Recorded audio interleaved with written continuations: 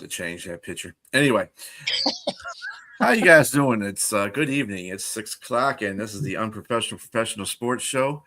We can start off that way. Yeah, all right. There we go. So, how is everybody doing today? Because it is NFL free agency period, and it is in full effect. I have 14 pages of trades and free agent signings. Holy cow. They're going nuts here. And, of course, it can all officially happen now because 1 p.m. Pacific, 4 Eastern was the official end of the league year, which means now these trades can actually get signed. Sure. Except for the one that got reneged. What? You know, but Bo brings up a great point, and I thought about this yesterday. I didn't share it in the chat that we had, but they can't even legally do a physical with him until he's on their roster, which couldn't happen until what time today? And so how do they fail a physical? So you can, because it's the tampering period, right? So you can't sign any paperwork, but you can do all the legwork. But the rules state that until they're on your roster, a player that's not legally on your roster, you cannot give a physical to until the new league year starts. That trade is not official until whatever time today. I don't understand how they gave him a physical before. So, Keith, are you a man after my own heart? Are you telling me that you think that there's something funny going on with Baltimore? There's something weird. every trade you have the right to give. They have to give a physical, right? And you have to pass a physical. So I get that. I just don't understand how they gave him a physical before they could, by league rule, give him a physical. It was just a medical opinion. It wasn't really a physical. I think they got cold feet because they gave a 14th overall 2026 and they gave a 27th first round draft pick for a guy that they're not sure if the knee is going to hold up long term. And when they could have kept those 2 first round draft picks and just paid for another guy. And I was wondering when it was going to happen, and he got signed today.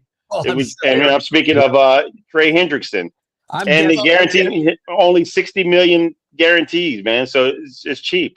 I'm guessing that agreement was made before they actually reneged on the trade, too. By the way, so they probably already knew they had that in place. Well, I mean, besides, if you're Baltimore and you're looking at this, you're like, okay, I can get Trey Hendrickson for just the money, or I have to give up a couple of first rounders and a bunch of money to go get Crosby. I would have been looking for a way out of that, too. And again, it seems I do agree with you, James. I don't really have a problem with them reneging on the trade if they do it because it's not even official until today. Yeah. That's why these silly, tampering window is just a silly thing for the NFL to even embrace. I mean, you're either tampering or you're not. It's a new league year or it's not. It's free agency or it's not. But not the NFL. You got to have these little gray areas, right? And now they got caught in a mess. So, I don't know. I don't know who to be mad at. I'll just be mad at everybody. Stand on your porch and say it with pride there. Well, I do. My wife makes me come in when it gets dark. And Jay, to address your question there at the bottom, I actually am not a fan of flat bills, but on camera, it's the only way to make your whole face not black. So I pretty much only wear a flat brim on camera. Otherwise, I curve my bill a ton, and so then you can't see my eyes or anything because the lighting doesn't work. There you go. There you go. Jack would love us starting the show with that knowledge tonight. Where's Jack? There you go. Yeah. Come on, let's talk about something that's in sports. We're going to talk about brims on hats.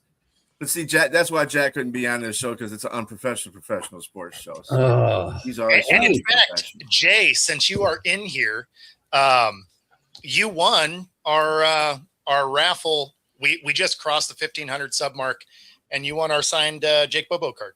So look at that. I need your address. Good job, Jay. Kind of cool that you're in here. So there you go. Good job, Jay. Yes, you did. Good job. Congrats. So what were some other I mean, since we're on the subject and we started with that, which I didn't really want to, but anyway, what trades and free agents were you kind of surprised at, or kind of happy about, or whatever? What was the emotions? For my own team, I'm a little underwhelmed by the Patriots' efforts, especially to get a wide receiver. I mean, Romeo Doubs is, what he is, I guess. But what I'm looking for, Alec Pierce, or I'm looking for a guy I think can really get down the field, and I don't think of that when I think of Dobbs. And the other moves are kind of lukewarm too. With all the money to spend, I'm a little surprised that they were as inactive as they were. I like what the Jets did. I like what the Giants did, actually. I like what a lot of teams did here. I don't know, Keith. I like your Romeo Doubs move. I think that's a pretty good move. I mean, you really want to give $114 million to a guy that barely gets 1,000 yards in 17 games because he averages 21 yards a clip. They need a guy who can stretch a field like that to make the other guys effective underneath. But $114 million, they overpaid. Dobbs is a nice consolation prize. It feels like a consolation prize. I'm not saying he's not a good player, but let me give you some hope. How many championships did you win with a guy that absolutely rips the top off? 0. None. How many did you win with a Welker Amendola? Ton. Bam. But Tom Brady was the quarterback, by the way. Just you got a pretty good one in the building, though, sir. Wait. I am pretty sure he was the quarterback still when you had the guy that could rip the top off better than anybody in the league. They set records and ran into one bad Sunday. So that's all it takes. All I'm saying is, don't tank your team yet. Oh, I'm not. Listen, I'm not tanking my team. I'm just saying I'm not excited about the last 3 days in my life as a Patriot fan. It's okay. I mean, than other days. You're so spoiled, man. You say the same thing with your New York Yankees. I mean, oh my goodness. God, you sound like Jack now, man. I am spoiled. I'm the first one to admit I'm spoiled. I mean, Romeo Doubs is actually a really nice surprise for them. I didn't know what you're going to do. I like that move. I like the move, honestly. Once all the big names are off the board, I'm okay with that move. It feels like a consolation prize. That's all. Wow. Yeah, I think the Cardinals are making a pretty good moves too. I don't think it's that bad. Yeah, I was going to say the moves they're making aren't awesome. We'll get that one, Jay. Yeah. I mean, well, what do you think about? You already kind of told me off camera about your issues there, Bo. What do you think about Seattle? No, I mean it's actually not really different than I was expecting, right? I didn't think we were going to get to keep most of those guys.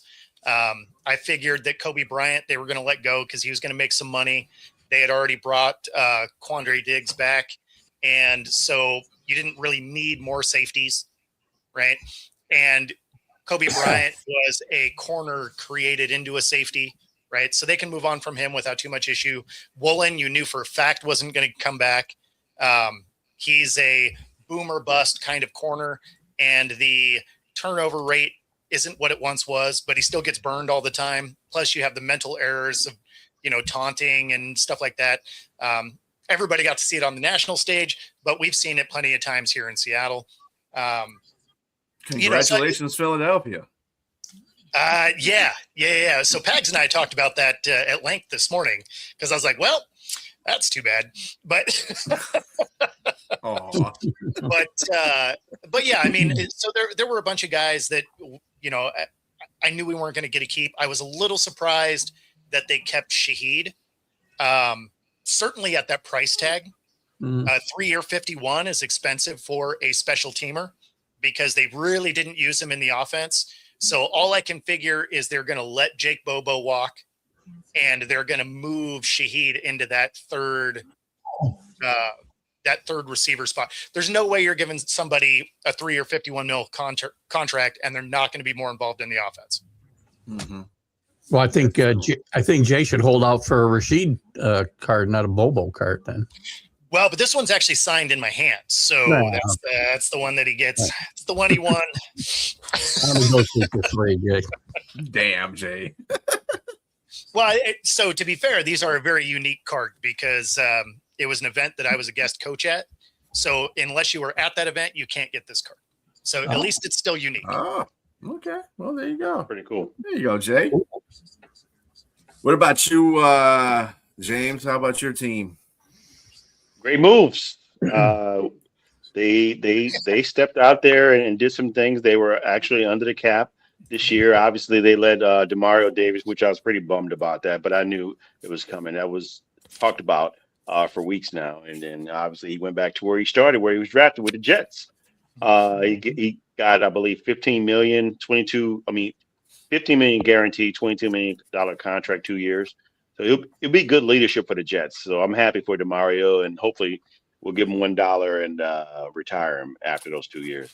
So, but yeah, we got the running back out of Jacksonville with Travis Etienne. That's a good sign. Yeah, I really like that. And it's going to pretty much replace Alvin Kamara. It'd be interesting to see what happens to him in the next few days, because he may end up getting traded, because they were able to rearrange his monies to where, like 10.1 million of his monies, to where it doesn't affect them if they trade him off, so he won't count against the cap.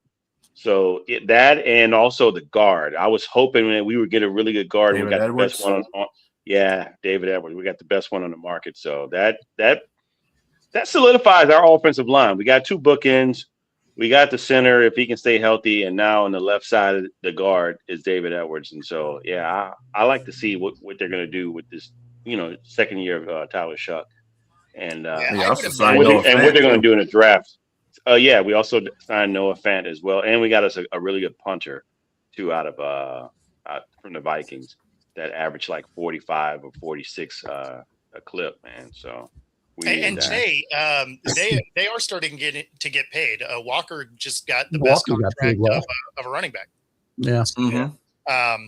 And 4 years, 52 million for Travis Etienne. So and around then 13. They're both like around 13 a year. So Walker's is like right at 15. Yeah. So I mean, they're getting, the money's going up. So they're starting to get paid. I imagine the Saints are probably in the market for Love. Because, I think Kamara's probably out of there. I don't think Love is going to fall to 8. I think he's going to probably either go 4th to Tennessee, or he may. I don't think Washington grabbed a running back yet. So they may want to grab him as well, because they got themselves in the not trade, but in the free agency, they got themselves an edge player. So, and that's where I think they need defense, and they may go defense, but Love is probably not. Love is in the air in the top 5 or 6. Yeah, I mean, especially after the combine, because that speed was next level elite for running back. But Washington needs so many pieces. Yes. So I don't know that they're necessarily going to be worried about that. I could even see them trading back a little bit just to get more picks, just because their roster was so old after last year. They got a ton of holes to fill. I mean, they're doing a pretty good job. I mean, Washington's doing a pretty good job filling some of those holes too. I mean, they only signed everybody and their mother right now. They got re-signed Traylon Burks. They signed Nick Allegretti, offensive lineman, Andrew Wiley, Deatrice Wise, Tress Way. Got Amik Robinson from the Lions, Laramie Tunsil. They're signing everybody. They got Chasen from the Patriots too. Exactly. So that's nice. That's what I was thinking. So they're trying to. They're showing up. There's a lot of teams that are bad, that were bad. Well, not good last year. Are doing a very good job in free agency, as they should, because they have the money to do so. I think the Jets are doing a pretty good job, although the Geno Smith thing is kind of funny. But he's no worse than the guys they have. So I mean, and that's true. And he's the best quarterback in the room. He's the best quarterback in the room. They don't want to win. They don't want to win too many. So. I mean, if you wanted that funny graphic I made, there you go. So Okay. all of these. Oh, I sorry. Go saw ahead. that the other day. That's funny. So this is all the QBs they've rolled through, starting with Geno and ending now that Geno is back. And there's even some decent names in there, but they were awful with the Jets. So Where are the decent names? Well, you got a Super Bowl champion in there, Sam Michael Darnold. Vick, Ryan I mean, Fitzpatrick, Not with the Flacco- Jets. Sam Flacco Darnold. won one. Joe Flacco. I mean, Joe so Flacco. there's some guys that have won in their Aaron careers, Rodgers. just not With the Jets. with the Jets. Right. Yeah, the Jets are like the graveyard for the quarterbacks. I guess I don't know what's going on with that. You could go back It's almost to like it's almost like a list you could put up there for Cleveland too. Cleveland's got the same quarterbacks issues. I don't They You have could go a back to very Namath. similar. They have a very similar dysfunction Yes. in the front office. Yes. you could go back to Namath. This list doesn't get a lot better, except for I was going to say Yeah. the best name, not named Namath, is probably Pennington, Chad Pennington, Teddy or O'Brien was or good. Testaverde. Oh, Testaverde as well played decent. Ted O'Brien I mean- was really good. All things considered, Sanchez, although hanging out in jail at the moment, played pretty well for the Jets. We got Yeah, the butt two fumble was championships. always what he's known. Well, he don't want to be in jail, but fumbling. So I mean, I mean, everybody does remember that, but up to that point, he actually played pretty well those 2 seasons. Mm-hmm. He did. Yeah, he got into the playoffs too, didn't they? They got to the championship game twice. two times in a row. Yeah, There you go. but I mean, but you got to give. It's mostly on that defense. Their defense is what really got. Oh this yeah, game. it's a team effort all the time. Yeah. Team Yeah, of effort. course. Oh, I wasn't So- saying he was a leader or anything. Let's calm down with that. But he wasn't the reason they were failing, right? Like it was kind of like Dilfer in the Ravens, right? The defense won that. He just had to not screw it up. Mm-hmm. Exactly. As far as the Detroit Lions are concerned, I don't know exactly what they're doing. I was happy with the last 2 signings that they had. What was Teddy Bridgewater? I like Teddy Bridgewater. He makes a good backup to the top. Rocky Sin, I loved his play last year. He did a really good job. Isaiah Pacheco. I can't tell you how many Lions fans are going nuts for this one. Oh my God, he's real fast in the backfield. Let me tell you something. I told him if they replace the guy Monty with somebody, he has to be on the equal pace. Pacheco's not the greatest blocker in the world, and he's often injured. So I'm not really down with that whole situation yet, but I guess I got to see what happens. They signed Cade Mays from Carolina. That was decent, but still it's not the greatest signing. I mean, he was the second best center, but that's not saying much considering his run rating was crap. He's a good blocker, though. He hasn't let up any sacks last year, 0 sacks and 750 attempts, I think it is. That's good. I mean, at least Goff won't be sitting on his behind this year, but they got to run the ball, and that's the most important thing in this offense. So we'll see what happens. I Got a mean, while to go. Goff not getting ran over is, obviously helpful. Yeah. too. Yeah. And the Lions, let go of Khalif, Raymond. Obviously, as I said, Amik Robinson is gone as well. Yeah, we're gonna get into that too, Zay. So I was gonna say we'll get to the NBA stuff. But I mean, I feel that out of all the teams that were in this whole frenzy, I think the teams that won, well, Dallas did a pretty good job. I think that the Raiders did a pretty good job. I think the Jets did a pretty good job. I like what the Bears did. The Bears the are Bears, okay. the Bears They lost added some some people. pieces. Yeah, they lost some pieces though too. Yeah, but they addressed some known issues. So even though I knew Kobe Bryant was going to leave here, he is a good safety. So and that is something the Bears needed. So, I mean, I do like what the Bears have done. You can't get through free agency without losing pieces. Like that's just the nature of the beast. So everybody's going to lose some stuff, but there's some teams that have done well, right? Like the Raiders have added some good pieces, and the Bears added a couple of things. The Cardinals look like they have no yeah, idea Cardinals. what they're doing. Cardinals I are just don't like, know. When do they? I mean, they're just, When do they? they're just, I think they're playing yards with names. They're just like, okay, and we're going to go get that guy. And occasionally you're going to hit a guy that's decent. But yeah, the Cardinals, man, they leave something to be desired. It's funny in the division because you get to see how they work through this and fail. But but if you're a Cards fan, I mean, you're going through it. I like what the they- Titans did as well, by the way. They signed Roy Lopez. Roy Lopez was a real big part of what the Lions were doing last year too. He was probably one of their best defensive linemen, and so they got him back. They signed Tyler Algier, which is a good back, and they retained Connor. So I mean, I think they got the wrong running backs at the wrong time. I don't know what their OC is going to do. That's remains to be seen. You know exactly what he's going to do. They went and got Hackett. Like that's going to be awful. And then your quarterback is Minshew. Like this team is not set to win a lot of games. This team is set to go get a really good quarterback next year because they're going to have a top 3 pick. Let's talk about Atlanta picking up Tua. That makes sense though. Mm-hmm. It's a great gamble. 1 year at the league minimum, you find out what you got. Well, not only that, but you don't have to change the way you operate your offense. Yeah.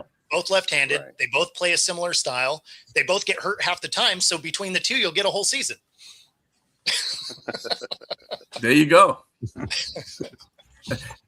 This provides the fact he doesn't get concussed again, and he's completely. Well, there's I guess that's part of. Yeah, I didn't say they played half and then half. They just both play half a season. So it'll be like 3 games here and 2 games here. And it's, they alternate back and forth to get through a season. And then whoever's third string probably, if they sneak into the playoffs. I think one of the sneaky signings that they did too was Austin Hooper. Hooper is a really nice player. He doesn't he doesn't show up a lot, but when he does, he comes up with big plays a lot. We're going to miss him. Well, he's perfect. I mean, you got Pitts on the other side. I mean, that's when he used to play for Atlanta, right? Hooper? Austin Hooper? Yeah. He's played for Atlanta before. I think they drafted him. Also, they got back their receiver from Chicago, Zacchaeus, as well. Yep. And they also signed Johan Dotson. So they got him. Aziz Ojulari is also somebody they signed. I can't, Oh, the Saints took back the guy they drafted in the 7th round from them is Caden Ellis. So we got Caden Ellis. Yeah, I was going to say that linebacker. Yeah. All right. So that seems to be, I thought there was going to be a little bit more, but whatever. Let's go to this. Bam. Boom. Scores 83 points and win over the Wizards. So there's a lot of talk about this guy scoring 83 points and being on the free throw line 43.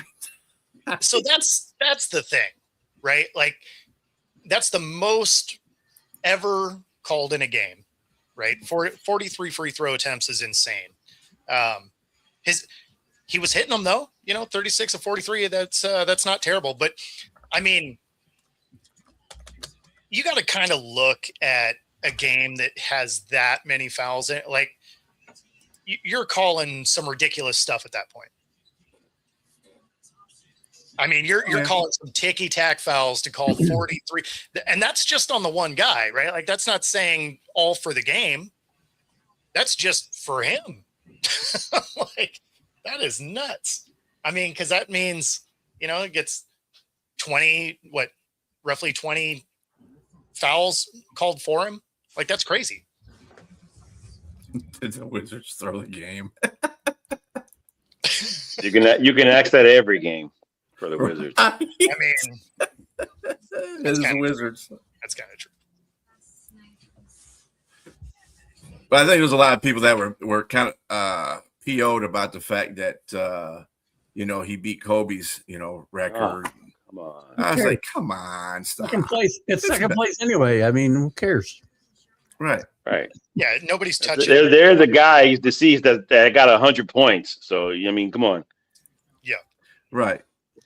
You know, as far as the free throws go, how many more in the fourth quarter? I really don't know. And to me, I mean, that's what really matters. Because what we're saying is they kept giving him chances to score points because he was getting so many points and getting his tally was going so high.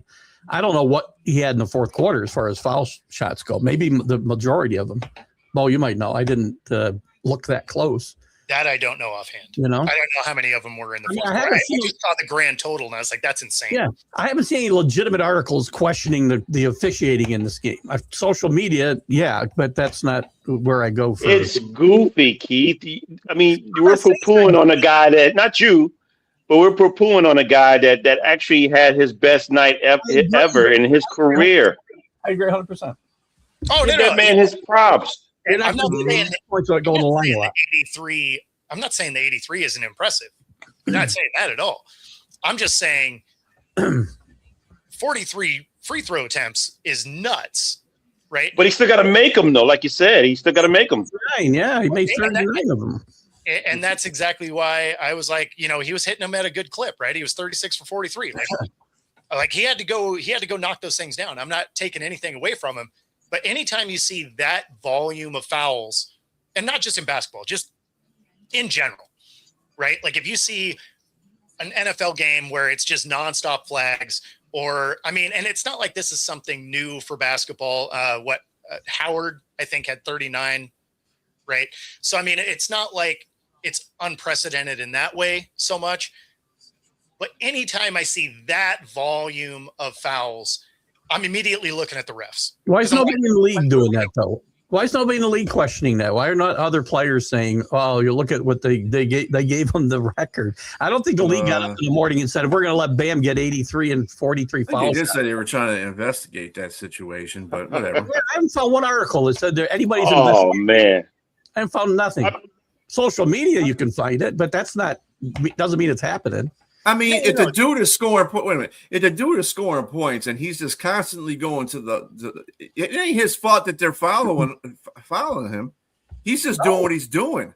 You know, people are blaming the player. The player is just doing his job. So, as an undersized center, I mean, that's really an impressive thing. I'm not blaming the player. Right. Solidly looking at the refs here, because for you to call that many, you're calling some like real incidental contact. What's the incentive to call those fouls then? If that's in fact the case, what's the incentive to do that? No. It doesn't have to be that they're incentivized or anything like that. You watch it in NFL games too. Oh, because they just suck. Well, then I agree. They can just be calling everything, right? Because you'll see that where they'll be calling pass interference really tight in a random game for no reason, right? It's like, oh, it's a hand check, bam. Flag out. I agree. And I guess I'm hearing it with the ears I normally hear, so I apologize, Bo, because usually it's guys saying at every pass interference, the games are fixed, right? You can, two things can be true at once, right? Officials can stink, right? And they're not throwing games, right? That's all I'm saying. You know, remember, I go to a lot of WNBA games. I see a lot of bad calls. Yeah, for sure. They get some terrible refs in the WNBA. And so you're sitting there and you're just like, okay, like we're calling fouls that aren't fouls, and then we're not calling fouls that are like someone hit the floor. So, you know, I mean, for Wilt to score 100 points and then Kobe to foul that up with some, I mean, you're getting calls as well. You're going to the hoop. So if you know you're scoring and you're able to score at will on a team, and you're going to that's going to give the referees, hey, if you can't, they're not stopping him, and if they got to foul him to stop him, that's what they're going to do. And I think that's what the game is getting called on, how the guy is playing the ball. That's what it is. So if he got called 43 times on a foul, that's because they probably fouled him 43 times trying to get to the basket. I don't know. Wilt had 32 foul shots in his 100-point game. Yeah. There you go. And what Kobe had? Kobe? What box score. Well, how many scored that day? Remember 73. What's that? How many scored that day? 81 point game, right? Yeah. They're always honest. Looking for the box scores. Sometimes it's hard to find them. Here it is, right here.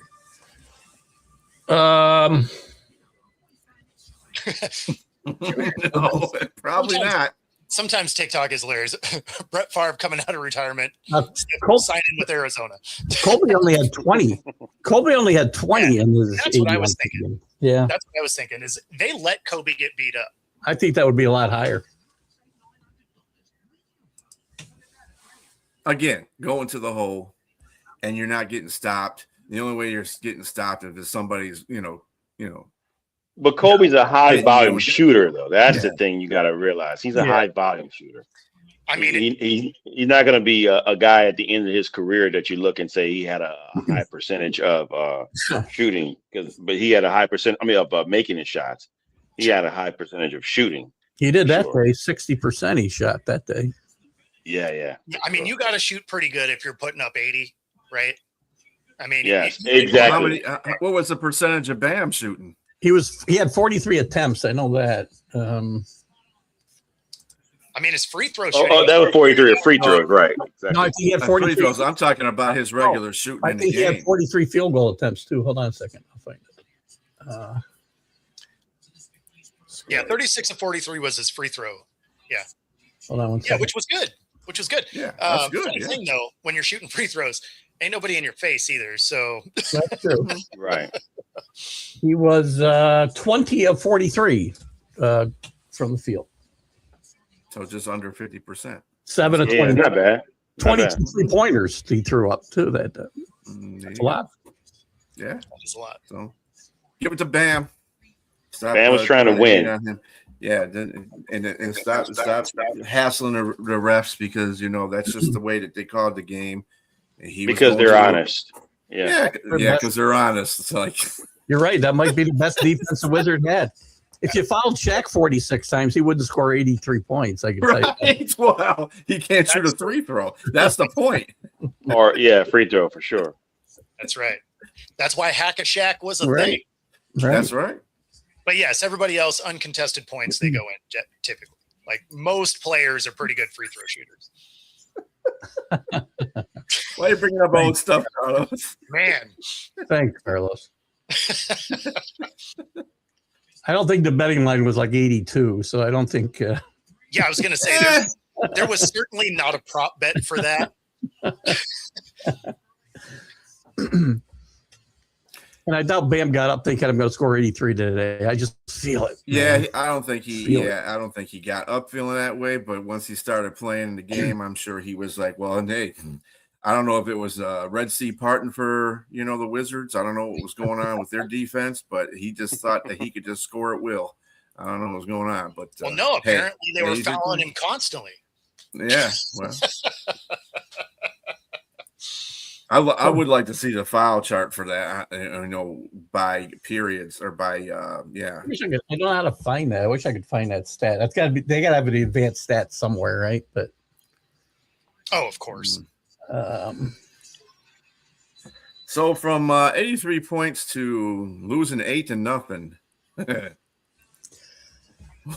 What will the loss to Italy cost the USA because they can't math?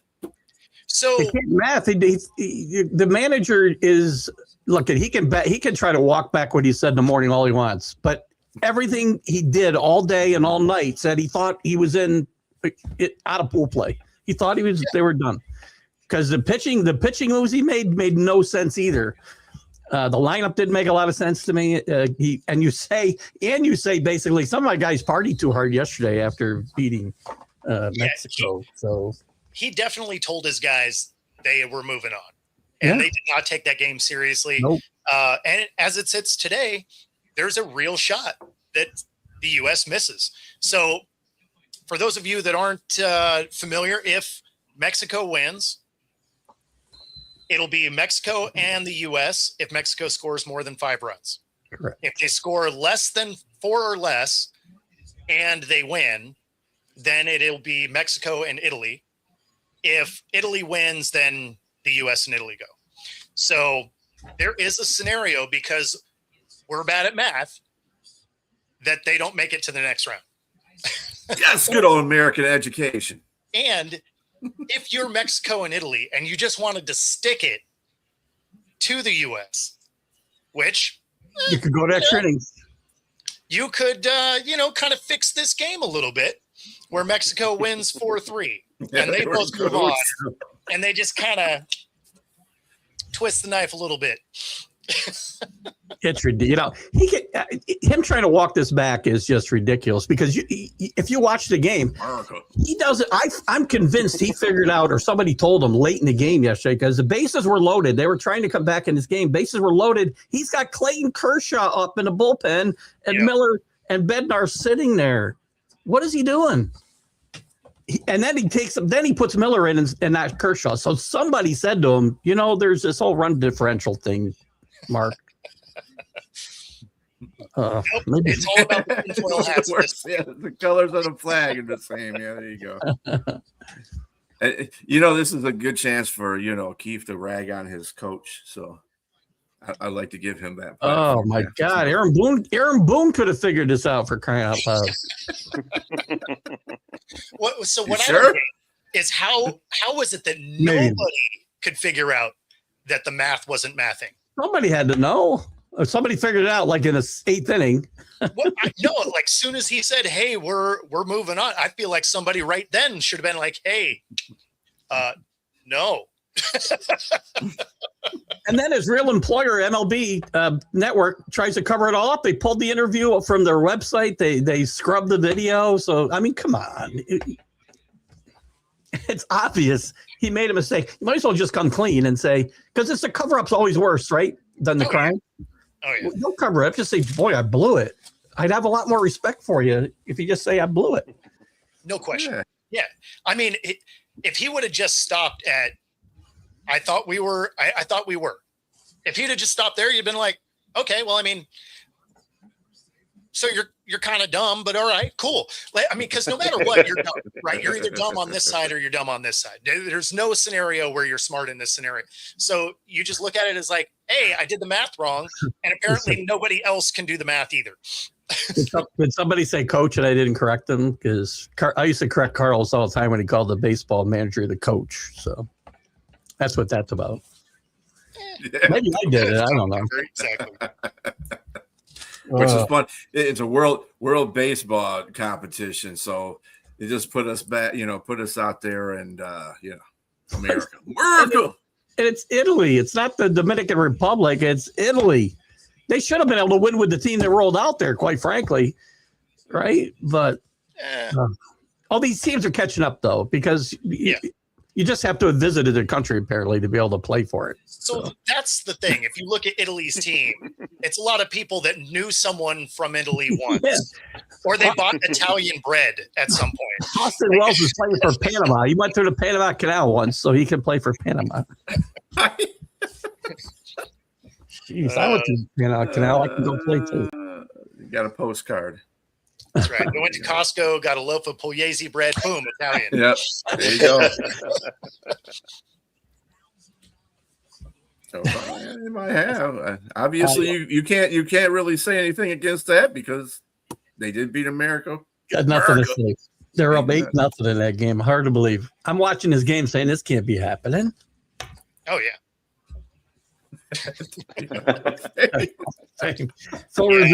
Phil Rizzuto could still start for this team, for crying out loud. Well, there you go. I don't mean to disparage. They played good baseball. I shouldn't disparage the Italian team. No, they played well, and then the U.S. were actively trying not to play baseball. Yeah, I think that was probably the worst thing. Is even had they been moving through, why would you just barbecue the game that bad? Like, and maybe I'm just a little too competitive. Like, even a game that doesn't matter, you want to win. Oh, don't be putting any words in his mouth. Racist again. We're unprofessional, and that's about it. Yeah, this is not the racist unprofessional professional. I'm a well-known racist all over the here. Unprofessional does not count on the racism part. Okay? Man. Let's not go there. Let's not go there, Jay. Listen, my wife is Sicilian, so if she's watching now, I may not wake up tomorrow. I'll wake up with a dead fish next to you. But of course, my wife is Italian, so she also now doesn't like Keith. It's all right. It's a long line, man. To get to the front, you got to do a lot of slicing and dicing. So, Bo's guy is at it again. Mr. Goodell is attempting to have a Thanksgiving Eve game. That's like my guy. Yeah, your guy. That's I mean, if he's my guy, if he could kick some money down, that'd be all right. Really? Yeah, that's true. Be my guy if he gave me some money. Yeah, for real. This is just getting out of hand with the having a game every day of the week. Yeah. I'm fine with Tuesday games. Wednesday, I'm not about it. I mean, I understand he's trying to get the brand money. I can understand that. But dude, you don't give a damn about these players. You really don't. When you start doing stuff like that, that's just telling me you just F y'all. There comes a point you have diminished returns when you just over proliferate. I can't say the word right. Somebody help me out. Proliferate your game. That's too much. It's too much now in my mind. But mess with players' team schedules, like Bo had mentioned before the show, and that's the biggest a lot of consideration. That's the biggest. And it's not like they have a marquee game that they're going to put in those slots. Oh, no. I mean, the Thursday games are the worst. We're going to get the Jets and Titans or something. Yeah, it's going to be terrible for sure. Yeah, you're always surprised when you get a good Thursday night game. You're like, what is this? And it's by accident, right? They made the schedule and they're like, yeah, this is going to be a trash game. And then it's the two teams that accidentally are going to get in the playoffs. And you're like, oh, this game actually is it kind of matters now. But it kind of hit once in a while. Yeah. Yeah. But on a Wednesday though, that's wild. Somebody that has a Thursday night show specifically because Thursday night sucks. Is it Wednesday the biggest bar night of the year too? It is, yes. So you lose. I guess so who's going to really be paying attention because it's going to be drunk off their ass. It's our professional unprofessional night. They're doing it on our professional unprofessional night. There you go. Trying to steal our unprofessional audience, apparently. I mean, oh my goodness. To be fair, if that's your best bar night, that's exactly when you want a game, because if it's going to be a bad game, you're just going to remember that you watched a game, not necessarily about the game. So, it'll be all right. From 18 going to 18 games to this, it's like to me, it's just a slap in the player's face. You just don't even care at this point. You just don't. This is the same guy who wants to play an international game every week. Sure. When they go to 18 games, he wants to play an international game every single week. So, and what for? Sell jerseys. I actually like Al Michaels on Prime because you can tell he's at that point in his career where he just doesn't care anymore. And he bags on a bad game like anybody. Right? Sure he is your buddy you'd be having a beer with watching a terrible game, just clowning on it. And I'm here for it. I like that. He's probably back there going, what do you do? Fire me? I mean, yeah, right? I mean, he does everything but call a team pure ass. I mean, yeah. And he gets pretty close to saying that. Yeah. Well, because he knows he doesn't have the same FCC regulations on Prime, so he's just he says some wild stuff, and you're just like, I like this Al Michaels. You're gonna get some. I'm pretty sure you'll get some F-bombs from him before he hangs it up for good. I hope so. Oh yeah. Like the final game, he's just be like, F this team. Say it to their face. You guys really effing suck, and you hear a lot of beep beep beep. Oh yeah. He might not though. It is Amazon Prime. He might not it's get Prime. that. You know. You can say so. It's not FCC regulated. It's a private company. Prime cuss words. Prime cuss words, right? On Prime. Really, now we can segue into maybe college basketball. College basketball is getting heated up now since the March Madness is just around the corner. Duke is still doing their thing. They're looking dominant. Number one.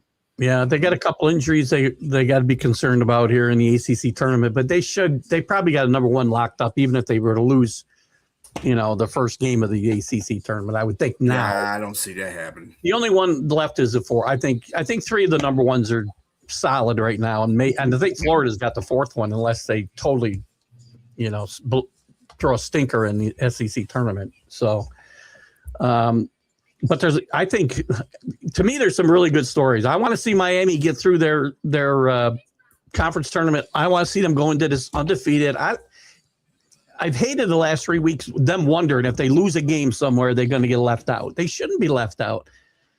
People say, well, they don't play anybody. Nobody will play them. Do you know who Indiana State in 1979, they had Larry Bird. I get that, but they didn't play anybody. They played Purdue in their first game. Purdue was terrible that year. Other than that, they played nobody, and they played the Missouri Valley Conference. That's no better than where Miami's playing now. Give them a chance to go there. I want to see if they can compete with the big boys. They might get beat by 20. They might get beat by 30. I don't know. They're going to give up a lot of points, I'll tell you, because they don't play any defense. There is a distinct difference, though. Well, Larry Bird was there. Well, not only that, but you didn't play anybody back then. It wasn't that big of a deal. How about Wichita State? Just in 2015, I think, or 14, whatever year. They were undefeated going into the tournament. They played the Missouri Valley. They didn't beat anybody all year either. They're ranked they had a number 1 seed. This team's going to get like a 9 or 10. Yeah. But it wasn't brought to you by DraftKings the way that it is now. I understand. I just don't want. I'm so tired of seeing teams that are 4-12 in their conference on the bubble, and Miami's there with them at 31-0 on the bubble. That just makes no sense to me. It's an assault on my common sense. Jay is on you by hating stuff. Jay. I'm not liking you very much either right now, by the way. Yes. I'm just kidding, Jay. I'm just kidding. You're closer than you think to being right, Jay. Other than these 3 guys, I don't like a lot of people at all. So. Yeah. Obviously, Herb said great 3 guys, so I don't know who he's talking about as the one he don't like on here, but whatever. No, it's definitely me because he's my co-host for my morning show. Oh, it's Herb. How you doing, Herb? Oh yeah, Herb. Okay, yeah. Took me a minute. So your top 3 teams right now are Duke, Arizona, and Michigan. I really don't think any of them are going to have any problem not getting the number 1 seed. No. I mean, they really got to fall on their faces to really not get one. Florida's up there at number 4. We got Houston. Florida's playing really good basketball right now, too. They're really starting to turn it on. They've won 11 in a row. So they're turning it on. Houston, they're 5. UConn, I don't know about UConn. They're 6. Number 7 is Iowa State. Michigan State is number 8, and number 9, Illinois, and number 10, Virginia. That's your top 10 right there. Right now, it looks like Florida's one of, besides Miami. I think Florida's one of the teams that has a hot streak going on here. 111 in a row, and Miami's got 31 in a row. So Miami's also balanced because they have had a lot of close games too. I know, again, it's not SEC. I'm not saying they play in the SEC, right? But they played a lot of tight games, which are going to help them come tournament time if they get in one of those games. So,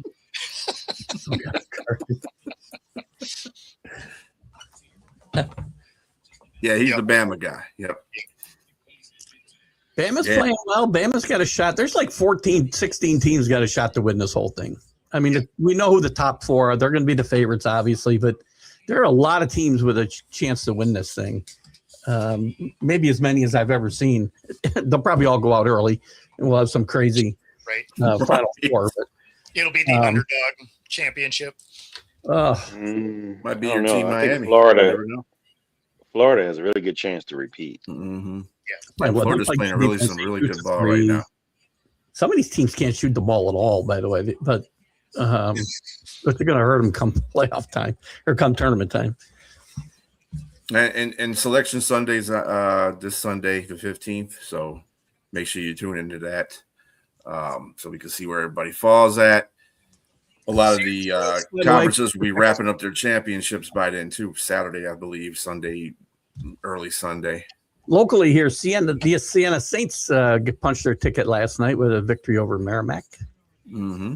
First time since 2010. This team has won some games. They're 4-6. Captain Jack. So what's going on, buddy? Go Gators.